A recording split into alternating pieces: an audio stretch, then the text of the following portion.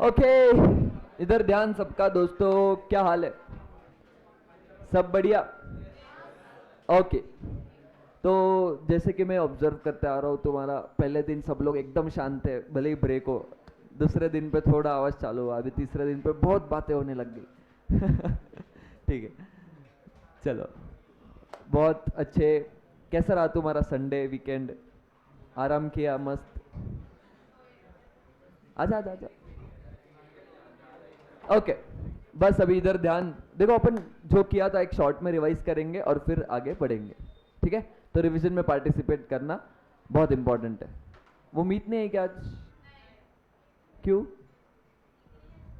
ठीक नहीं है? ओके, करें शुरू? हो तैयार?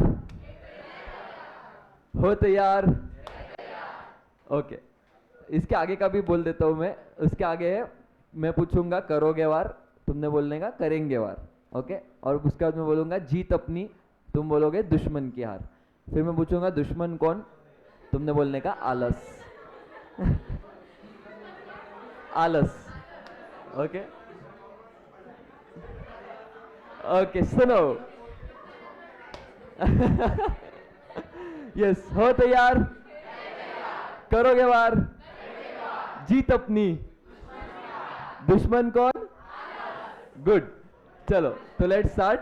शुरू करने जा रहे हैं दोस्तों, अकाउंट्स का नया दिन।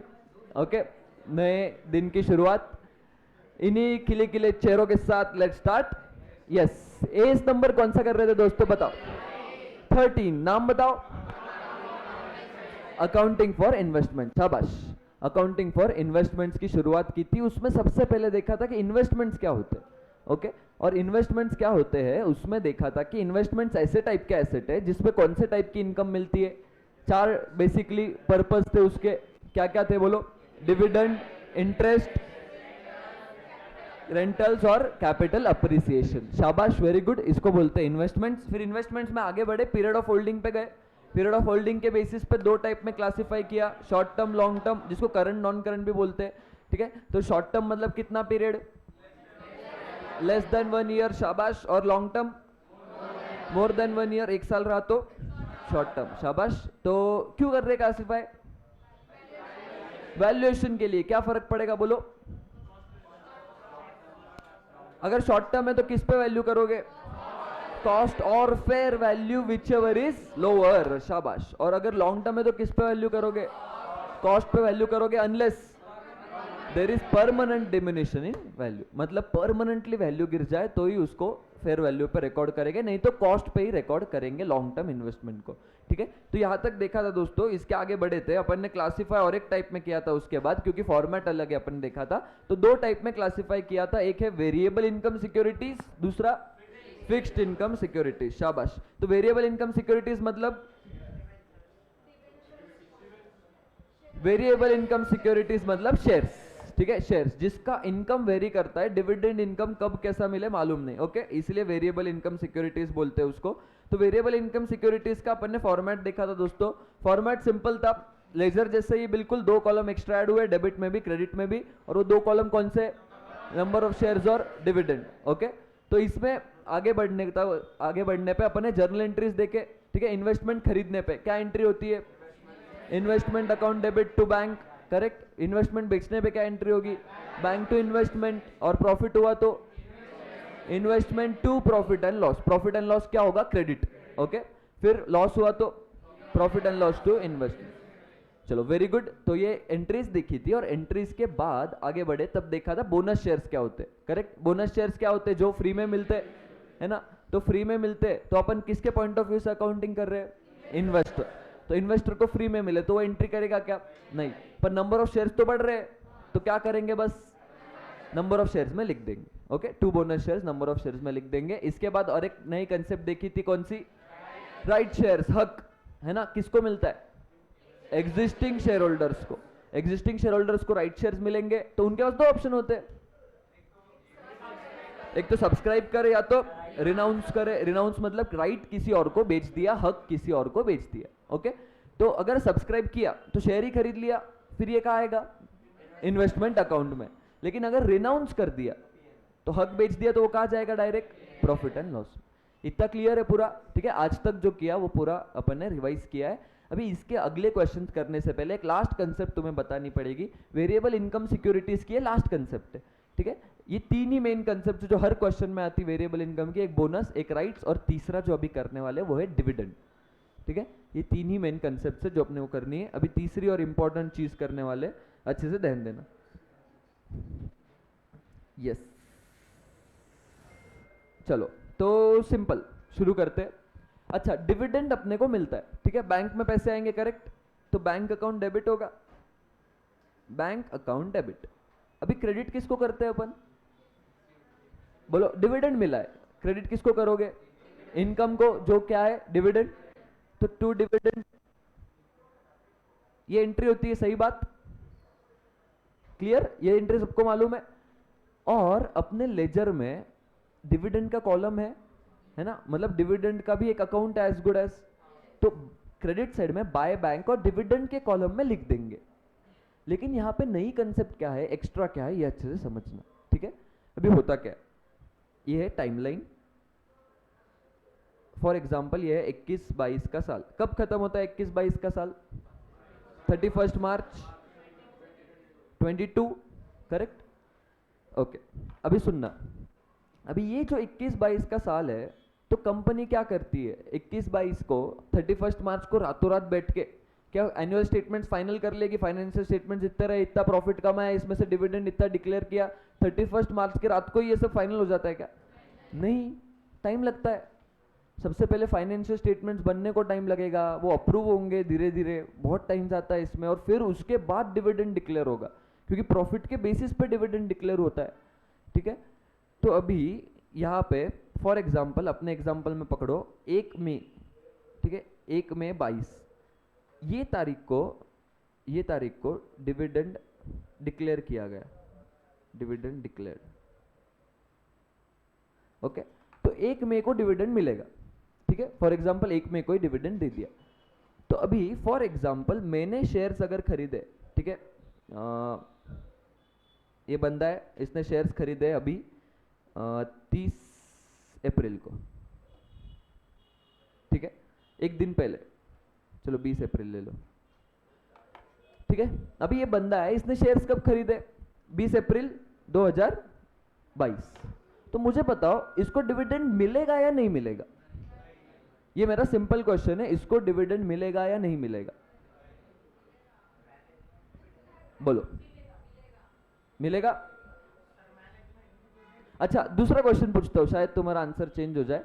अभी सबका शायद एक साथ आएगा आंसर, मिलना चाहिए या नहीं मिलना चाहिए, नहीं मिलना चाहिए, ये बात तो सही है, क्योंकि इसने खरीदा कब है शेयर, 20 अप्रैल को, और डिविडेंड कब का है, पिछले साल का, तो मिलना तो नहीं चाहिए, पर मिलेगा, ठीक है। क्योंकि देखो कंपनी, दोस्तों कंपनी इतनी फ्री नहीं बैठी है कि वो खुल के देखेगी पिछले साल कौन कौन शेयर होल्डर्स थे। अच्छा, तू 1 दिन के लिए थी, एले 1 दिन का डिविडेंड, तू 2 दिन के लिए शेयर होल्डर था, एले 2 दिन का डिविडेंड। कंपनी को इतने काम नहीं है, कंपनी सिंपल चीज करती है, ठीक है। शेयर मार्केट में सिंपल चीज होगी क्या, कंपनी रिकॉर्ड डेट अनाउंस कर देती है। रिकॉर्ड डेट मतलब ही कंपनी अनाउंस करेगी 1 मई को जिसके पास शेयर है आके डिविडेंड लेके जाओ, ठीक है। फिर हमको मतलब नहीं है तुमने पिछले साल होल्ड किए थे नहीं किए थे, वो हमारा मतलब नहीं उससे। अगर 1 मई को तुम्हारे पास शेयर्स है आके डिविडेंड ले जाओ, सिंपल। तो इसको बोलते हैं ये डिविडेंड अपने को मिल जाएगा, ठीक है। मतलब अगर मैंने 20 अप्रैल को भी शेयर्स खरीदे, ठीक है, ये तारीख को भी अगर मैंने शेयर्स खरीदे, फिर भी मेरे को ये तारीख को डिविडेंड मिल जाएगा। पर अभी मिलना चाहिए या नहीं मिलना चाहिए, नहीं मिलना चाहिए यार, हक तो नहीं था मेरा, किसी और का था, है ना। पिछले साल तो एक भी दिन मेरे पास शेयर नहीं था, फिर भी पिछले साल के प्रॉफिट का डिविडेंड मुझे मिल जा रहा है। तो इस केस में अकाउंटिंग थोड़ी चेंज होती है। इस केस में एएस ने क्या बोला, देखो सिंपल, कि तुम्हारा हक नहीं था वो भी चीज मिल गई ना, जो डिविडेंड तुमको मिलना नहीं चाहिए था वो भी मिल गया। तो एक काम करो, जो bank account debit to dividend ये पास कर रहे थे ना तुम एंट्री, तो ये डिविडेंड को अपन पीएनएल में डालते हैं, प्रॉफिट एंड लॉस में, उस साल का प्रॉफिट डिटरमाइन करने के लिए। तो उन्होंने बोला इसको प्रॉफिट मत समझो, ये जो डिविडेंड मिल रहा है इसको प्रॉफिट मत समझो, तो यहाँ पे डिविडेंड अकाउंट मत यूज करो। तो अभी दूसरा ऑप्शन क्या है, यहाँ पे यूज करना इन्वेस्टमेंट अकाउंट। अभी ये करके किया क्या समझना, ठीक है। इन्वेस्टमेंट जब भी खरीदते तब इन्वेस्टमेंट को डेबिट करते है ना। अभी यहाँ पे डिविडेंड जो मिल रहा है उससे कर क्या रहे, इन्वेस्टमेंट की कॉस्ट कम कर रहे, मतलब एज गुड एज मैंने इन्वेस्टमेंट सस्ते में खरीदा। और ऐसा क्यों, इसका लॉजिक समझना। देखो 20 अप्रैल को मैंने शेयर लिए और 20 अप्रैल के पहले शेयर का भाव था 100 रुपये, ओके। और जैसे जैसे डिविडेंड की डेट नजदीक आने लग जाती है ना, इन्वेस्टर्स में एक्सपेक्टेशन बढ़ जाता है। क्या एक्सपेक्टेशन, कि कंपनी डिविडेंड देगी, और ये एक्सपेक्टेशन में शेयर का भाव थोड़ा बढ़ जाता है, ठीक है। डिविडेंड के एक्सपेक्टेशन में शेयर का भाव थोड़ा बढ़ गया और 105 हो गया। तो मैंने जो शेयर खरीदा होगा वो कितने में खरीदा होगा, 105 में, और मुझे 5 रुपए डिविडेंड मिल गया बाद में, मुझे 5 रुपए डिविडेंड मिल गए। तो देखो अगर मैं पहले खरीद लेता तो 100 में मिल जाता, सिर्फ बाद में खरीदा है इसके लिए 105 में मिला है। तो इसलिए अकाउंटिंग एस ने क्या बोला, सिंपल चीज, कि तुम्हारा हक नहीं था फिर भी तुम्हें मिल रहा है ना, तुम्हारे अक्वायर करने के पहले का डिविडेंड मिल रहा है ना। तो इससे क्या करना, डिविडेंड अकाउंट में मत डालो, क्योंकि डिविडेंड अकाउंट में तुम डाल दोगे तो वो पीएनएल में चला जाएगा, उसका प्रॉफिट पकड़ा जाएगा। पर ये प्रॉफिट है नहीं, तो करो क्या, डिविडेंड के बजाय यहाँ पे इन्वेस्टमेंट का नाम यूज कर लो। क्यों, क्योंकि तुमने कहीं ना कहीं थोड़े ज्यादा पैसे दिए, तुमने कहीं ना कहीं थोड़े ज्यादा पैसे दिए होंगे, क्योंकि वो डिविडेंड का भाव शेयर में आ गया होगा। तो अभी कॉस्ट को कम कर दो, वो इन्वेस्टमेंट की कॉस्ट जो 105 दिख रही थी, ज्यादा दिख रही थी, उसको थोड़ी कम कर दो। तो ये डिविडेंड को बोलते हैं pre acquisition dividend, pre acquisition dividend, ठीक है। अभी प्री एक्विजिशन मतलब क्या, सिंपल, मैंने अक्वायर किया, उसके पहले के पीरियड का डिविडेंड मुझे मिल रहा है। मैंने अक्वायर किस दिन किया देखना, 20 अप्रैल को, और उसके पहले के पीरियड मतलब क्या, 21-22 वाले साल के पीरियड का डिविडेंड मुझे मिल रहा है आज, जबकि मैं हकदार भी नहीं हूं तो भी मुझे मिल रहा है। तो ये डिविडेंड का क्या करना, इन्वेस्टमेंट के कॉस्ट से लेस कर देना, मतलब एंट्री जो बैंक टू डिविडेंड होती थी उसके जगह पे क्या कर देना, बैंक टू इन्वेस्टमेंट। बस ये सिंपल चीज है, ठीक है, एकदम सिंपल चीज है, अच्छे से लॉजिक समझो, ठीक है। एक बार लास्ट बार रिपीट करता हूं मैं फिर से एक बार, उसके बाद तुम्हें कुछ डाउट्स होंगे तो पूछना, ठीक है। देखो अभी मैंने एग्जांपल में साल कौन सा लिया, 21-22 का, ठीक है। तो 21-22 वाले सालों का डिविडेंड था जो कंपनी बाद में डिक्लेयर करती है। तो कंपनी ने डिक्लेयर किया 1 मई को, लेकिन मैंने इस बीच शेयर खरीद लिया था 20 अप्रैल को, तो पिछले साल तो शेयर मेरे पास था नहीं, लेकिन डिविडेंड तो मुझे मिल जाएगा क्योंकि 1 मई को शेयर मेरे पास था। तो अभी ये डिविडेंड का मैं करूँ क्या, सिंपल चीज एएस ने बोल दी कि तुम जो डिविडेंड मिलता है वो डिविडेंड अकाउंट को क्रेडिट करते हो, बैंक टू डिविडेंड, लेकिन ये डिविडेंड के तुम हकदार नहीं थे। तो एक काम करना, इसको डिविडेंड में मत क्रेडिट करो, इसके जगह पे इन्वेस्टमेंट अकाउंट का नाम यूज कर लो, बैंक टू इन्वेस्टमेंट, इन्वेस्टमेंट की कॉस्ट कम कर दो, ठीक है। इन्वेस्टमेंट क्योंकि तुमने खरीदते वक्त शायद थोड़े ज्यादा पैसे दिए, तो अभी कॉस्ट कम कर दो क्योंकि वो रिकवर हो गए, ठीक है। ये एएस ने बोला और ये सिंपल चीज अपने को करनी रहेगी। इसमें कोई डाउट्स होंगे तो पूछ लो, नहीं तो आगे बढ़ेंगे दोस्तों। कोई भी डाउट्स हो तो पूछ सकते हो। ये कंसेप्ट नहीं समझी हो, फिर से एक्सप्लेन करना है तो भी बोल देना, ठीक है, बोलो। समझिए, यस।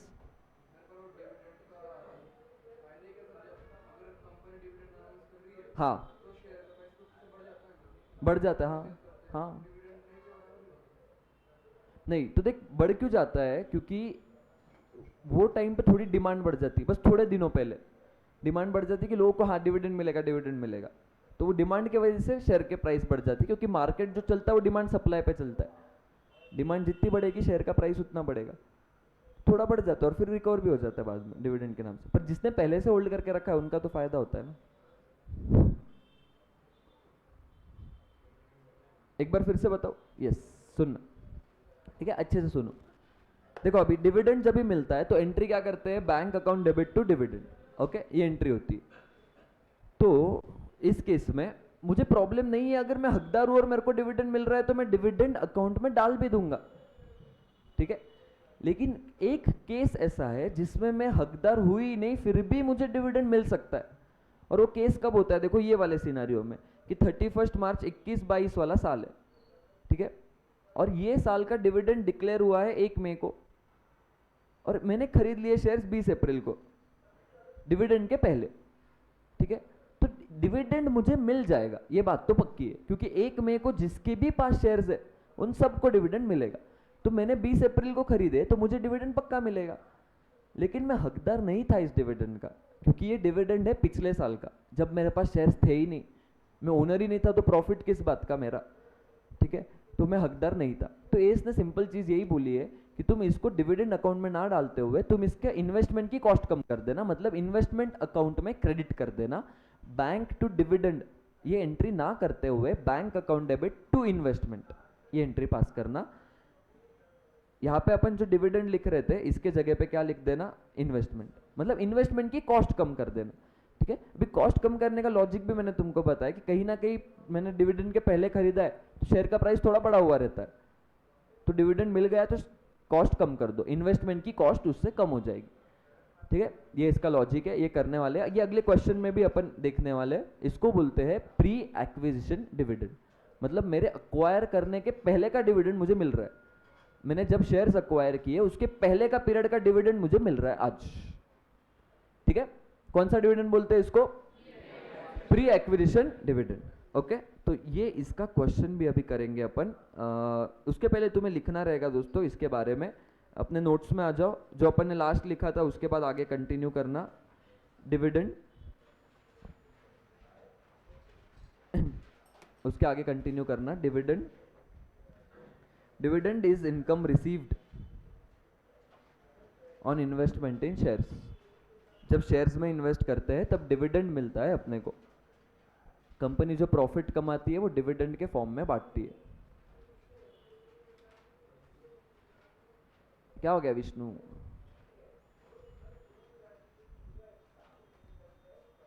वो कौन है, और दीप,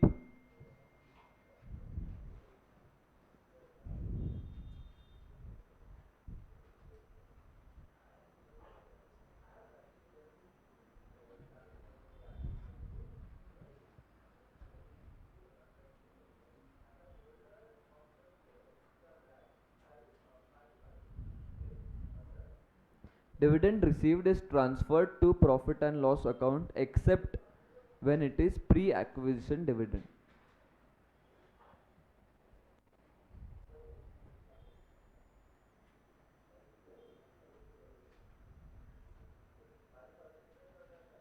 हो गया?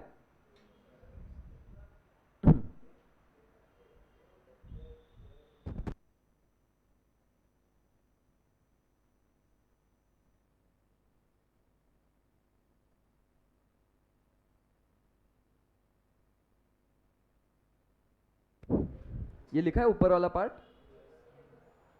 इसके नीचे टाइमलाइन बना लो छोटी सी, मैंने जो अभी एक्सप्लेन किया है, ठीक है। तुम्हारी कंसेप्ट अंडरस्टैंडिंग के लिए इजी जाएगा। अच्छा वो बाकी है लिखना, ओके लिख लो।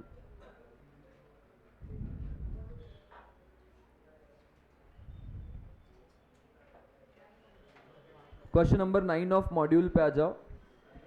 क्वेश्चन नंबर 9 ऑफ मॉड्यूल अपने नोट्स के पेज 11.4।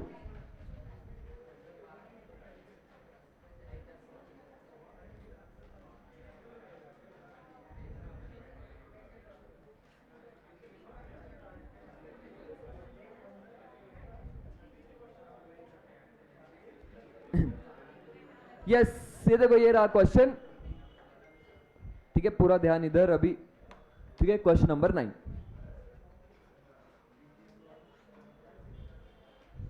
चलो शुरू करें। देखो ये प्रॉपर क्वेश्चन है, ठीक है, जो पूछे जाते हैं, तो फोकस्ड रहना, अच्छे से आंसर देना। चलो शुरू करें। ऑन 1 अप्रैल 2011 सुंदर हैड 25,000 इक्विटी शेयर्स। अभी हैड का क्या मतलब है, बैलेंस, ये ओपनिंग बैलेंस है, ठीक है। इतने शेयर्स थे एट बुक वैल्यू ऑफ 15 पर शेयर, ठीक है। मतलब वो एक शेयर की कीमत 15 रुपए थी, जो शेयर्स उसके पास थे। 20 जून को उसने और खरीदे, ठीक है। डेट साइड अंडरलाइन करना बहुत ज्यादा इंपॉर्टेंट है, क्योंकि उस दिन पे अपना अगला ट्रांजैक्शन आता है। डायरेक्टर्स ने अनाउंस किए बोनस और राइट्स, ठीक है। No dividend was payable on this shares, मतलब जो बोनस और राइट शेयर इशू किए हैं उन पे डिविडेंड नहीं मिलेगा, ठीक है। ऐसे उन्होंने क्लैरिफाई कर दिया। और ऑब्वियस है क्योंकि वो शेयर्स पिछले साल थे ही नहीं, ये डिविडेंड पिछले साल का है ना, तो वो शेयर्स अगर थे ही नहीं तो उन पे डिविडेंड क्यों मिलेगा, ओके तो ये बोनस पे और राइट्स पे डिविडेंड नहीं दिया जाएगा, ऐसे उन्होंने क्लियरली बोल दिए। आगे बढ़ते, terms of issue are as follows, bonus basis 1:6। इसका 1:6 का मतलब बताओ। 1 share for every 6 shares held, मतलब 6 के बदले में 1। ठीक है, राइट शेयर्स का दिया है 3:7, डेट भी दी है 31 अगस्त, प्राइस दिया है, ड्यू डेट फॉर पेमेंट दिया है। Share holders are entitled to transfer the rights in full or part, मतलब राइट्स को वो ट्रांसफर कर सकते हैं। Sundar sold 33% of his entitlement to Shekhar. अच्छा, ये किसकी बात कर रहे हैं, क्या बेचा इसने? राइट्स। ठीक है, ये राइट्स बेचे उसने किसी और को। और यहाँ पे डिविडेंड के बारे में दिया है, डिविडेंड डिक्लेयर किया था for the year ended 31 March 2011, 31 अक्टूबर को डिविडेंड डिक्लेयर किया है। ठीक है, dividend for shares acquired by him on 20 June are to be adjusted against the cost of purchase. ठीक है, ये देखते हैं अपन, जब लिखेंगे तब इस पे डिटेल में बात करेंगे, अभी जो मैंने एक्सप्लेन किया वही है। फिर उसने कुछ बेचे हैं 15 नवंबर को। चलो मजा आएगा ये क्वेश्चन सॉल्व करने में। एट अ प्रीमियम ऑफ ₹5, मतलब कितने में बेचा होगा? एट अ प्रीमियम ऑफ ₹5, मतलब कितने में एक शेयर बेचा होगा? 20, बोलो 20 सही है। एट अ प्रीमियम ऑफ ₹5 बोला है तो कितने में एक शेयर बेचा होगा? 15। प्रीमियम किस पे ऐड कर रहे हो तुम? प्रीमियम किस पे ऐड करते हैं? फेस वैल्यू पे। प्रीमियम हमेशा ऐड होता है, प्रीमियम ये शब्द यूज हुआ, ठीक है, तो ये फेस वैल्यू पे आएगा। 5 रुपए का प्रीमियम मतलब फेस वैल्यू के ऊपर 5, मतलब 10 के ऊपर 5, मतलब कितने में बेचा है ये शेयर? 15 में। ओके, ये डाउट मन में मत रखना, क्लियर कर लो इसको अच्छे से। प्रीमियम बोला है तो फेस वैल्यू के ऊपर। चलो शुरू करते हैं। फिर अपने को इसमें अकाउंट बनाना पड़ेगा, इन्वेस्टमेंट अकाउंट। कितने कॉलम? 10। ठीक है, इसमें डिविडेंड भी इस क्वेश्चन में, तो पूरे 10 कॉलम का बनाना है। ठीक है, अच्छे से बनाओ। जिसका फिट नहीं होगा तुम 4 और 4 करके, सॉरी 5 और 5 करके भी बना सकते हो। लेफ्ट पेज पे 5 और राइट पेज पे 5, मतलब डेबिट साइड क्रेडिट साइड। जिसका फिट नहीं हुआ तुम वैसे कर सकते हो, अगर फिट हो रहा है तो बहुत अच्छी बात है। इन द बुक्स ऑफ सुंदर, ऊपर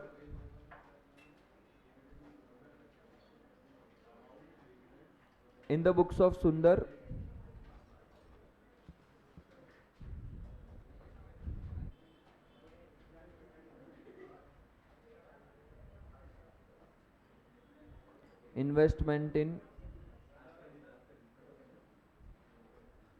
investment in equity shares of X limited. Pranav क्या हुआ? Investment in equity shares of X limited account.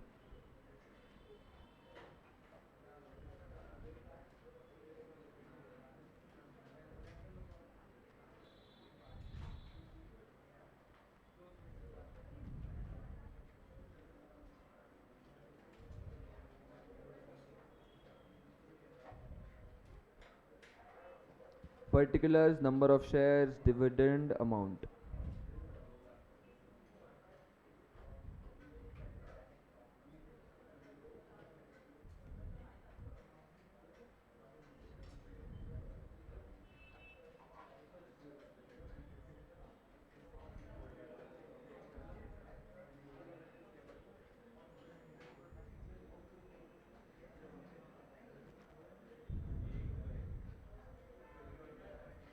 चलो बन गया।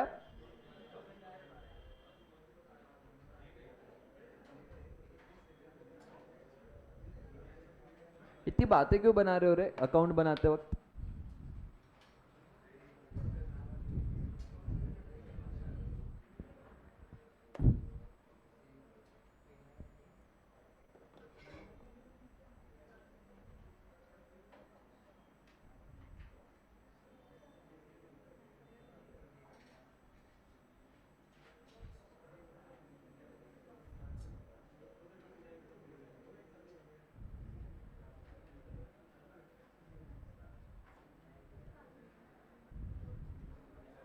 चलो लेट्स स्टार्ट, करें शुरुआत। ओके, अभी फिर से 2 मिनट लिखने की कहीं मत करना, पहले एक बार देख लो समझ लो, ठीक है, फिर तुम लिख सकते हो। ये अकाउंट बना लिया होगा तो अभी के लिए छोड़ देना। चलो सबसे पहले उन्होंने तारीख कौन सी दी, देखो ऑन 1 अप्रैल 2011, ठीक है। अभी 1 अप्रैल 11 की बात की है, हैड का मतलब बैलेंस आ जाएगा, टू बैलेंस ब्रॉट डाउन, ठीक है। यस प्रणव, भूमि, ध्यान दो इधर, कृष्णा। चलो कितने शेयर्स थे इसके पास, 25,000। अमाउंट कॉलम में क्या लिखूं, एक शेयर था 15 का, तो 25,000 इंटू 15, ठीक है। 25,000 शेयर्स थे मेरे पास, एक शेयर 15 का, तो 25,000 इंटू 15 3,75,000 के शेयर्स पहले से थे। अभी अगली डेट आइडेंटिफाई करना, ठीक है। मैं जो सीक्वेंस में जा रहा हूँ वो अच्छे से समझो, प्रोसेस इंपॉर्टेंट है। नेक्स्ट डेट आइडेंटिफाई करना, नेक्स्ट डेट क्या है, 20 जून। क्या हुआ है 20 जून को, परचेस, ठीक है, नए शेयर्स खरीदे। ये देखो यहाँ पे परचेस्ड अनदर 5,000 शेयर्स बोला है, तो 20 जून 11 को एंट्री आती है इन्वेस्टमेंट टू बैंक, करेक्ट। तो इस साइड पे क्या आ जाएगा, टू बैंक अकाउंट। नए शेयर्स खरीदे 5,000 और शेयर्स, 16 का एक, मतलब कितने हुए टोटल, 80,000। नेक्स्ट डेट देखना इसके बाद, ये तो इजी था। नेक्स्ट डेट देखो क्या है, 16 अगस्त। क्या हुआ है 16 अगस्त को, बोनस मिला है, ठीक है। अभी 16 अगस्त को बोनस मिला है, तो कितना बोनस मिलेगा अपने को, नंबर ऑफ शेयर्स 5,000। कैसे निकाला, 1:6 दिया है रेशियो, तो अपने पास कितने शेयर्स थे उसके पहले, 30,000, तो 30,000 इंटू 1/6, ठीक है। मतलब हर 6 शेयर्स के लिए एक शेयर। क्या डेट थी, 16 अगस्त 11 को। यहाँ पे पैसे तो नहीं दिए, लेकिन मैं क्या करूंगा, टू बोनस शेयर्स नाम से लिख लूंगा, और ब्रैकेट में कैलकुलेशन देना जरूरी है, 30,000 इंटू 1/6, ठीक है। 30,000 शेयर्स थे मेरे पास, एक शेयर के बदले 6 शेयर के बदले में एक शेयर मिला है, इंटू 1/6, तो मुझे 5,000 शेयर्स मिले हैं। अमाउंट कुछ दी नहीं, तो अमाउंट कॉलम में कुछ भी नहीं लिखेंगे। इसके बाद की अगली डेट इंपॉर्टेंट है, अभी 31 अक्टूबर, अगस्त, ओके 31 अगस्त राइट्स अनाउंस किए, ठीक है। मुझे कितने राइट्स मिलेंगे, ये मेरा पहला क्वेश्चन है। मुझे कितने राइट्स मिलेंगे, ये मेरा पहला क्वेश्चन है। 15,000, 15,000 shares, rights, okay, calculation of rights, ठीक है। तो अभी देखो राइट्स की डेट क्या है, उन्होंने बोली 31 अगस्त, तो मेरे नंबर ऑफ शेयर्स ऑन 31 अगस्त, मेरे पास कितने शेयर्स पड़े थे, 35,000 शेयर्स मेरे पास पहले से पड़े थे। उन्होंने राइट्स का रेशियो बोला है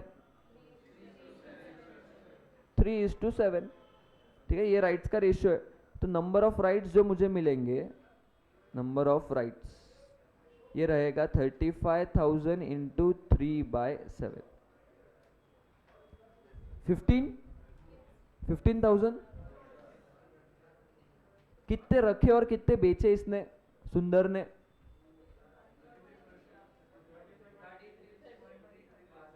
33.33 बेच दिए, तो मतलब 33.33% बेच दिए, मतलब ये बचे हुए 66.67% अपने पास है, ठीक है। तो 15,000 मुझे राइट्स मिले थे, उसमें से 1/3 मतलब 33.33 बेच दिए, तो 5,000 शेयर्स बेच दिए और 10,000 शेयर सब्सक्राइब किए, ठीक है। ये स्टोरी समझ में आ रही है।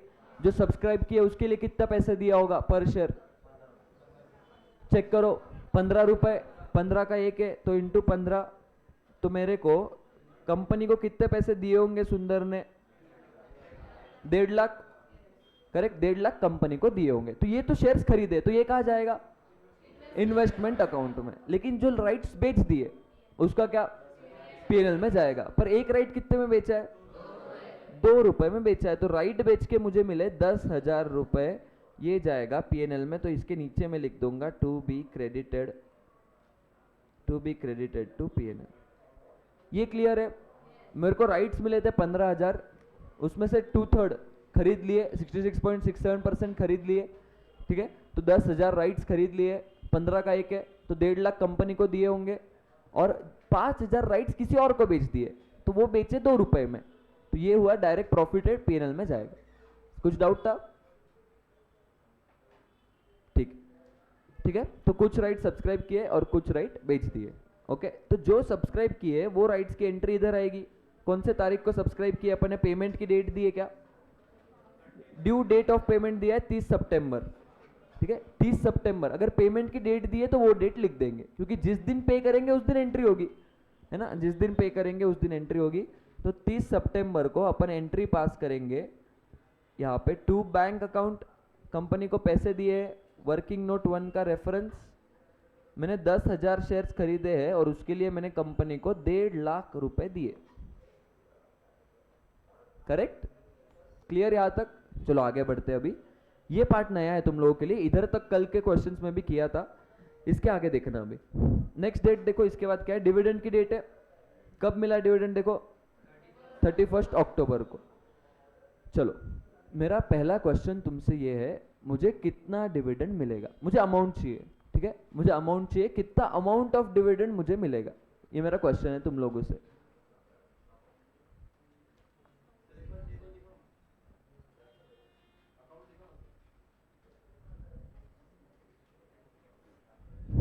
मुझे कितना डिविडेंड मिलेगा, ये मेरा क्वेश्चन है। 60,000, ओके, एक आंसर है 60,000।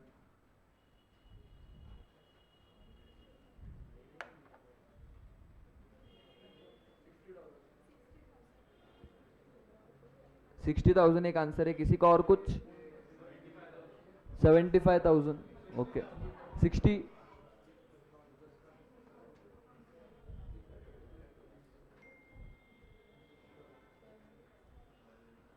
ओके देखो डिविडेंड का रेट दिया है, कितना रेट दिया है, 20%। किसका 20%? फेस वैल्यू का। ओके, फेस वैल्यू का 20%। जब भी डिविडेंड परसेंट में बोला जाए, ओके नीरज, डिविडेंड जब भी परसेंट में बोला जाए तो फेस वैल्यू का परसेंट होता है, मतलब 10 का 20%, 2 रुपए डिविडेंड है पर शेयर, ठीक है। अभी मुझे कितने शेयर्स पे डिविडेंड मिलेगा वो चेक करते। 25 पे मिलेगा, ये 5,000 शेयर्स पे भी मिलेगा। सिर्फ उन्होंने बोला था 2 टाइप के शेयर्स पे नहीं मिलने वाला डिविडेंड। कौन से 2? एक तो बोनस पे नहीं मिलेगा और राइट्स पे भी नहीं मिलेगा, मतलब इन दोनों पे डिविडेंड नहीं मिलने वाला, इन दोनों पे डिविडेंड नहीं मिलने वाला, तो इन दोनों पे मिल जाएगा। करेक्ट। तो मेरे पास जो शेयर्स थे,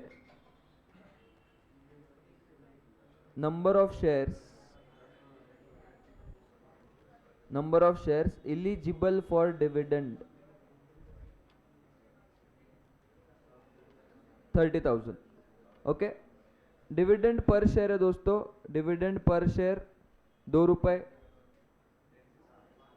तो टोटल डिविडेंड जो मुझे मिलेगा वो है 60,000। 60,000 का डिविडेंड तो मिल जाएगा, लेकिन इसमें से कितने डिविडेंड का मैं हकदार ही नहीं था, कितने अमाउंट ऑफ डिविडेंड का मैं हकदार ही नहीं था।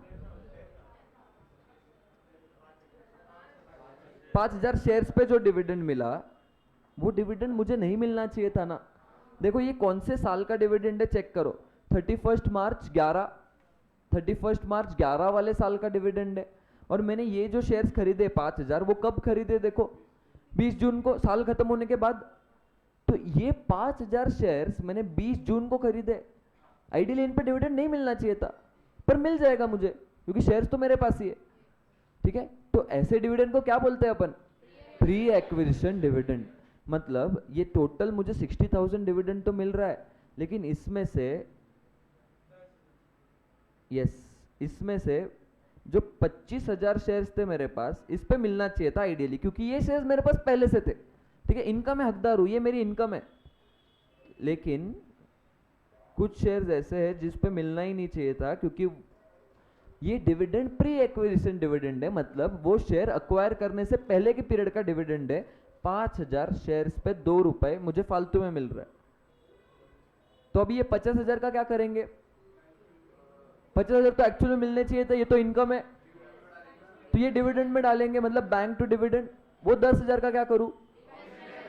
बैंक टू इन्वेस्टमेंट, ठीक है। अभी देखो एंट्री कैसे होगी, सिंपल, यहाँ पे 31 अगस्त 11 बाय बैंक, पैसे तो आए, करेक्ट, तो बाय बैंक अकाउंट, जितना डिविडेंड मुझे मिल रहा है वो डिविडेंड कॉलम में जाएगा जिसका मैं हकदार था, और बचा हुआ क्या करना है? इन्वेस्टमेंट को क्रेडिट करना है ना। तो इन्वेस्टमेंट का कॉलम कौन सा है? Amount column. तो ये इन्वेस्टमेंट कॉलम में आ जाएगा 10,000 वर्किंग नोट नंबर 2। ठीक है, समझा है क्या? चेक कर लो। मुझे टोटल 60,000 डिविडेंड मिला है, 25,000 शेयर ऐसे थे जिसपे मिलना चाहिए था, वो डिविडेंड कॉलम में लिख दिया। ठीक है, क्योंकि वो इनकम है मेरी एक्चुअल में। लेकिन जो 5,000 शेयर्स है उन पर डिविडेंड मिलना ही नहीं चाहिए था। वो शेयर्स खरीदा, उसके पहले के पीरियड का डिविडेंड है, तो उसका क्या किया अपन ने? इन्वेस्टमेंट की कॉस्ट कम करी, और इन्वेस्टमेंट की कॉस्ट कम करी मतलब ही इन्वेस्टमेंट अकाउंट को क्रेडिट किया। ठीक है, चेक कर लो। यहां तक क्लियर है? एकदम पक्का वाला? ओके। नेक्स्ट देखना, अभी नेक्स्ट डेट क्या है? 15 नवंबर। लास्ट चीज, उसने कुछ तो बेचा है दोस्तों, और बेचने की एंट्री क्या होती है? By bank, correct? तो यहाँ पे बाय बैंक आएगा। कितने शेयर्स बेचे उसने? चेक करो, 25,000 शेयर्स बेचे। अभी कितने में बेचे हैं? 15 रुपए में। ये बात कर ली अपन ने। 5 रुपए का प्रीमियम मतलब ही 10 के ऊपर 5, 15 रुपए में एक, मतलब कितने में बेचा है? ये हो गई सेल की एंट्री। लेकिन सेल की एंट्री करते ही अधूरा अधूरा लगता है अपने को। यस, क्यों अधूरा अधूरा लगता है बोलो? प्रॉफिट और लॉस। ठीक है, सेल की एंट्री करते ही पूछ मत भूलना, प्रॉफिट एंड लॉस की एंट्री करनी है। प्रॉफिट हुआ या लॉस हुआ, और वो निकालना पड़ेगा। कैसे निकालते हैं profit loss? Sale price minus cost price. तो सेल मुझे मालूम है, सेल प्राइस है 3,75,000, कॉस्ट प्राइस ट्राई करो निकालने का। प्रॉफिट या लॉस की मुझे फिगर चाहिए, ट्राई करो सब लोग। कल के क्वेश्चन में किया हुआ है ये क्वेश्चन, सिर्फ थोड़ा डिटेल में। ठीक है, ट्राई करो सब लोग प्रॉफिट या लॉस निकालना। सेलिंग प्राइस मुझे मालूम है 3,75,000, उसमें से माइनस करोगे अगर कॉस्ट प्राइस तो आ जाएगा प्रॉफिट या लॉस। ट्राई करो सब लोग, लेट्स सी।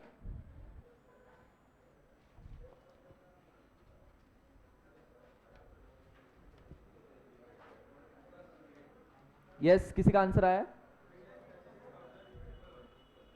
3,36,111। ठीक है, ये एक आंसर आया। प्रॉफिट या लॉस? टेबल बताओ, लो देखो टेबल। प्रॉफिट है, ओके।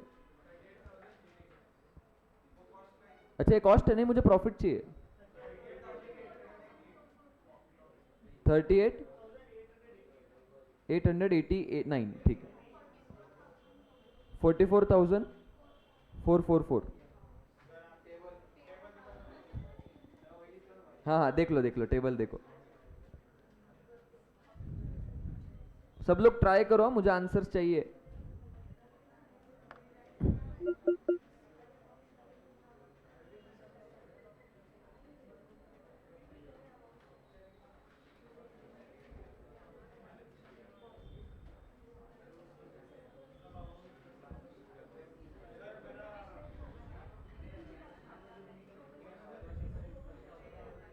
बोलो कितना आया? किसी का और दूसरा आंसर आया इसके अलावा?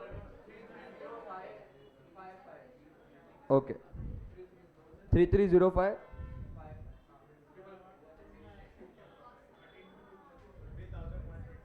3,125। ये प्रॉफिट लॉस पूछ रहा हूं।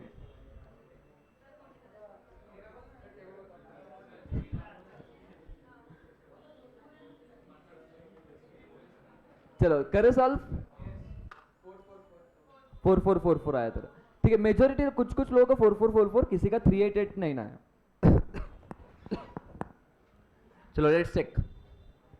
देखो, कैलकुलेशन ऑफ प्रॉफिट लॉस, इसमें सबसे पहले sale price minus cost price, और कॉस्ट प्राइस एवरेज बेसिस पे निकालते हैं। ठीक है, अनलेस क्वेश्चन ने कुछ नहीं दिया है तो एवरेज बेसिस पे निकालेंगे। और इधर बोला भी हुआ है क्वेश्चन ने, आई थिंक ये देखो यहाँ पे, shares are valued at average cost. भाई एवरेज कॉस्ट में निकालना बहुत ईजी है। अमाउंट में जितना है वो टोटल कर लो, मतलब इतना आज तक मैंने पे किया है, तो कितना पे किया है देखना। 375 मैंने पे किया है, पहले वाले जो थे शेयर्स उनके लिए, दूसरे वाले थे उनके लिए 80,000, फिर वो राइट शेयर्स के लिए कुछ पे किया था 1.5 लाख। इतना मैंने आज तक पे किया है। इन्वेस्टमेंट की कॉस्ट कम भी की थी, ये भूल गए होंगे काफी लोग लेना। इन्वेस्टमेंट की कॉस्ट कम भी की थी अपन ने, ये माइनस करना मत भूलना। क्रेडिट में जो है वो माइनस करना मत भूलना। इन्वेस्टमेंट की कॉस्ट 10,000 से कम की थी, ये देखो यहाँ पे। ठीक है, तो कॉस्ट उसकी 10,000 से कम हुई है, तो ये 10,000 माइनस करना, ये टोटल मेरा अमाउंट है, इसको डिवाइड कर देना नंबर ऑफ शेयर से। कितने शेयर है आज तक मेरे पास, देखो 25, 5, 5 और 10, मतलब कितने हुए, 45,000 शेयर है मेरे पास। तो एक शेयर की कीमत ऐसे ही निकालूंगा ना, total amount divide by total number of shares. तो ये एक शेयर की कीमत आ जाएगी। मुझे कितने शेयर्स की कीमत चाहिए, 25,000। तो 25,000 से मल्टीप्लाई कर देता हूँ, ये आएगी मेरी कॉस्ट प्राइस। कितनी आ रही है, 30,555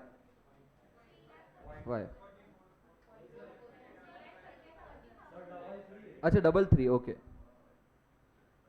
330555, ठीक है। पॉइंट राउंड ऑफ कर दिया चल जाएगा। 555 के पॉइंट क्या बाद क्या था, पॉइंट क्या है, पॉइंट 6 लिख दो इसको, ठीक है। राउंड ऑफ करके ये 6 हो जाएगा। तो मेरा प्रॉफिट आ रहा है दोस्तों कितना,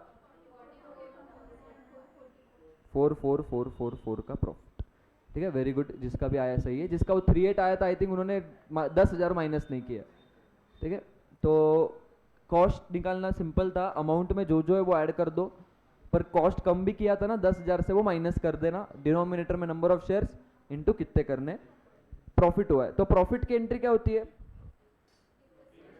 इन्वेस्टमेंट टू, सेम डेट पे आएगा, investment to PNL, working note 3 का रेफरेंस आएगा इधर, और जितना प्रॉफिट है वो अमाउंट कॉलम में लिख देंगे 44444। इसके बाद क्वेश्चन खत्म होता है, बैलेंस करना है लास्ट में।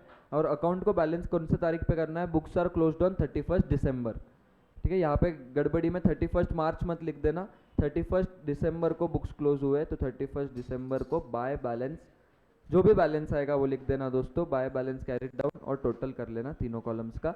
क्वेश्चन खत्म होता है यहाँ पे। अच्छा पीएनएल भी बनाना है, ठीक है। पीएनएल में दिखाता हूँ, पहले ये तो कर लो। प्रॉफिट एंड लॉस भी बनाना है, फर्स्ट पार्ट हो गया है। ये तुम्हारा सॉल्यूशन है, समझ के लिखना। इसके बाद में वर्किंग नोट दिखाता हूँ, जहां जहां पे वर्किंग नोट का रेफरेंस दिया है रेफरेंस देना।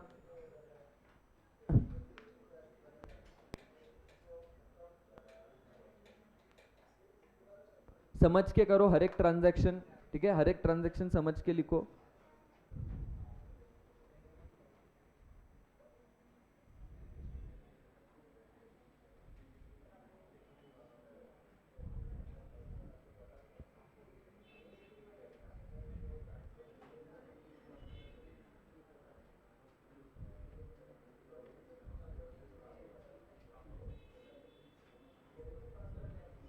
यस,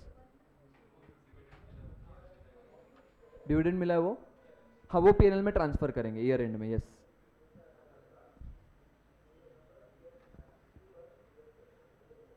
एंड में डिविडेंड पीएनएल में ट्रांसफर होता है।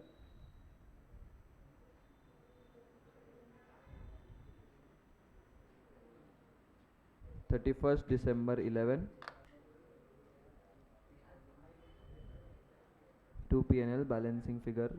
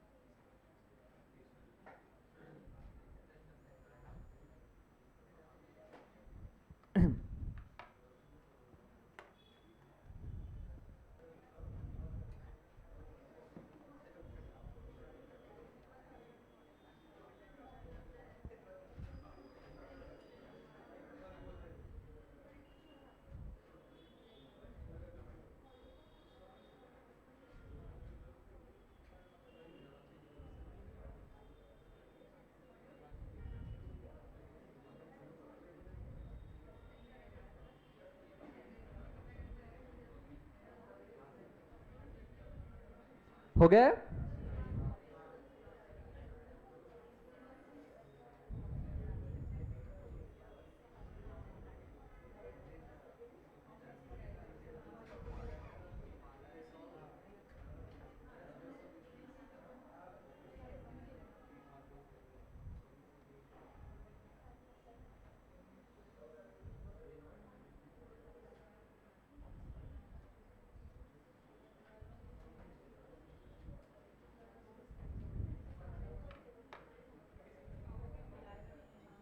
हो गया लिख के? ठीक है।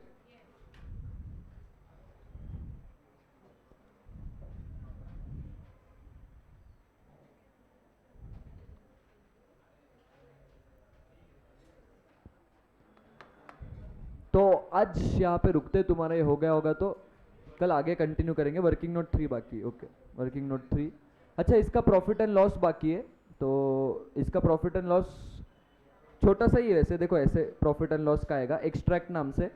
प्रॉफिट एंड लॉस में 3 चीजें क्रेडिट करनी है, 3 प्रॉफिट्स। एक तो राइट बेच के जो प्रॉफिट मिला है, एक डिविडेंड जो मिला है ईयर एंड में ट्रांसफर किया, और एक इन्वेस्टमेंट बेच के जो प्रॉफिट कमाया है।